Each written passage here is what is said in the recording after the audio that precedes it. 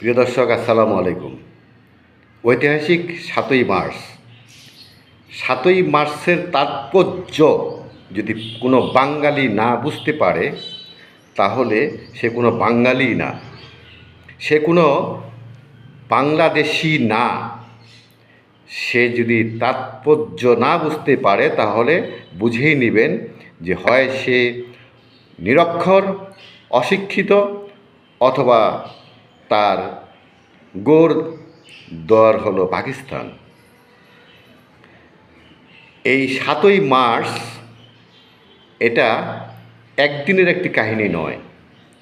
এই ৭ই মার্চ শত শত হাজার হাজার দিন, শত শত মাস, আর হলো যুগের পর যুগ পাকিস্তানিরা যেভাবে আমাদের বাংলাদেশিদেরকে নির্যাতন করেছে, বাংলাদেশিদেরকে, আমাদের বাঙালিদেরকে যেভাবে নির্যাতন করেছে, যেভাবে আমাদেরকে পিষে মেরেছে, তারই প্রতিফলন হলো ৭ই মার্চ। এই ৭ই মার্চ হঠাৎ করে একদিনে হয়নি। এই ৭ই মার্চ আমরা বাংলাদেশি, যখন আমরা বাংলাদেশে পাট বুনতাম, এই পাট পাকিস্তানে চলে যেত। এই বাংলাদেশে যখন আমরা ধান ফলাইতাম, এই ধান চলে যেত পাকিস্তানে।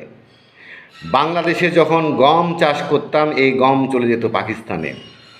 আর আমাদের দেশের সারা বছর বাংলাদেশিরা আমরা প্রায় না খেয়ে থাকতে হতো, প্রায় এমনই নির্যাতন।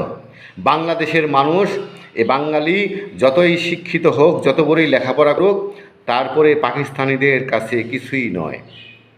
এ বাংলাদেশের মানুষ যতই সুন্দরভাবে আচার ব্যবহার করুক, এটা তাদের কাছে কিছুই না। আমাদের পিয়ন পদেও আমাদেরকে চাকরি দিত না এই বাঙালিদেরকে। এই বাংলাদেশিদেরকে তারা খুব খারাপভাবে ট্রিট করত।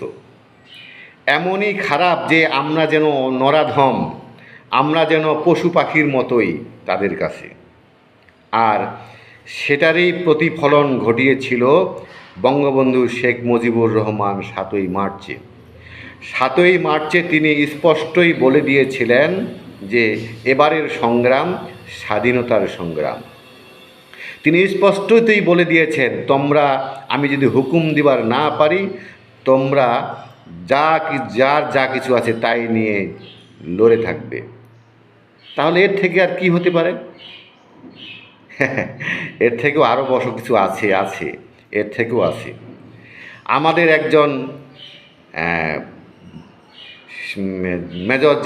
মেজর জিয়াউর রহমান, তিনি স্বাধীনতার ডাক দিয়েছিলেন। আছে ঘটনা। তিনি যদি ডাক না দিতেন, তাহলে অবশ্যই বাংলাদেশের মানুষ যুদ্ধে নামতো না। এটাও একটি কাহিনী, বহুত কাহিনী।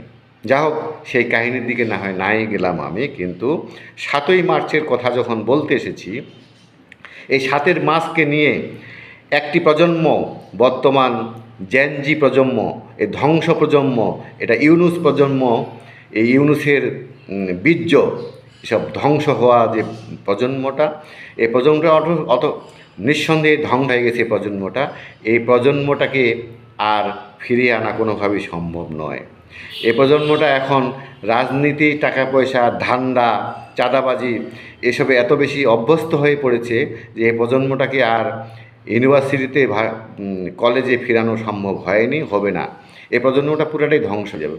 আর এই প্রজন্মটাই হলো ৭ই মার্চের মতোই বিদ্বেষী। এই প্রজন্মটাই ৭ই মার্চকে কোনোভাবে মেনে নিতে পারছে না। কারণ ৭ই মার্চকে নিয়ে, বঙ্গবন্ধুকে নিয়ে, আওয়ামী লীগকে নিয়ে যতই বেশি তারা রেষারেষিতে পড়বে, তারা মনে করে যে ততই তারা হিরো হয়ে যাবে। আসলে কিন্তু তা নয়। আওয়ামী লীগের, শেখ মুজিবকে, আওয়ামী লীগকে নিয়ে বহুত ঘটনায় আমরা দেখেছি। ফ্রিডম পার্টি অনেক চেষ্টা করেছেন, ফ্রিডম পার্টির সাথে এরশাদও অনেক চেষ্টা করেছেন ধ্বংস করে দেবেন এই আওয়ামী লীগকে, কিন্তু আসলে পারেনি। কারণ আওয়ামী লীগ এবং শেখ মুজিব দুইটোই এমন ওতপ্রোতভাবে জড়িত, প্রজন্মের পর প্রজন্ম কেউ না কেউ লালন করেই থাকে, কেউ না কেউ ধারণ করেই থাকে শেখ মুজিবকে এবং আওয়ামী লীগকে। যে কারণেই এটাকে ধ্বংস করা সম্ভব নয়, ধ্বংস হবে নাও কখনো। যে যতই চেষ্টা করবে সে ততই বেশি বাংলাদেশের কাছে মির্জাফর হয়ে যাবে, বাংলাদেশের কাছে হারামি হয়ে থাকবে, বাংলাদেশের কাছে মির্জাফরের বংশধর হয়ে থাকবে। খন্দকার মুস্তাকের কথা অনেকেই জানেন, অনেকেই জানেন না। খন্দকার মুস্তাক যেমন এখন একজন ঘৃণিত ব্যক্তি, তেমনি ঘৃণিত ব্যক্তি হয়ে থাকবে এই নোবেল বিজয়ী ডক্টর ইউনূস এবং তার সাথে আরও অনেকেই। এই ৭ই মার্চের তাৎপর্য ভোলা ঠিক নয়, ভুলতে পারবেন না বাঙালি মানুষ। যাই হোক, না ভুলাই শ্রেষ্ঠ। আজকে এ পর্যন্তই। ভালো থাকুন, সুস্থ থাকুন। আসসালামু আলাইকুম।